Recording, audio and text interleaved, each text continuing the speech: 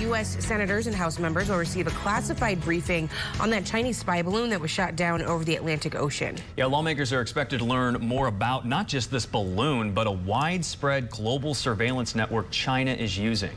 Now, congressional correspondent Stephanie Liebergen is live in Washington. And Stephanie, we know the briefing is scheduled to start in just a couple of hours. So what can we expect today? Hey guys, good morning. So we know top intelligence officials will be coming to brief both members of the House and the Senate this morning. That includes Avril Haines, the Director of National Intelligence, a Deputy Secretary from the State Department, and other military and DOD officials. Now, this will be a classified briefing for both chambers, so we won't get to learn everything. The lawmakers get to learn behind closed doors. But we did get some additional information during an official press conference yesterday, where officials said that the spy balloon was actually part of a larger Chinese surveillance program, something that the country has been using for several years. Now, officials are saying that 4 previous balloons have flown over the U.S. under both the Trump and the Biden administrations, but officials are saying when those balloons flew over the U.S. at the time, they didn't realize exactly what they were. It was only with later intelligence gathering that they were able to put all of the pieces together.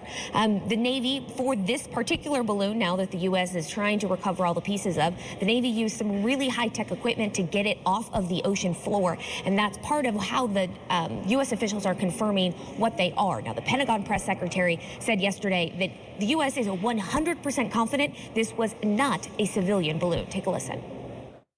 Based on what we know and have observed about this balloon, it is a surveillance balloon. It was an intelligence collection capability. You know, a question I would ask myself is if, in fact, it was a civilian balloon, a weather balloon, and it was approaching a sovereign nation about to enter their airspace, a responsible nation would have put out some kind of public statement saying, hey, heads up, this is heading your way. We just want to let you know. The PRC did not do that. They didn't respond until after they were called out. So China is so far sticking to its story that it was a civilian research balloon. Lawmakers, again, the big thing on the Hill today, actually 2 briefings and a committee hearing we'll have. The House classified briefing is at 8 a.m., the Senate classified briefing at 11:30 a.m. There's also a Senate subcommittee hearing about the Chinese spy balloon today, where we've got 2 DOD officials and 2 officials from the Joint Chiefs of Staff. So a lot of new information coming into the Hill today as everyone is trying to figure out more about this balloon and to understand why the Biden administration responded the way they did.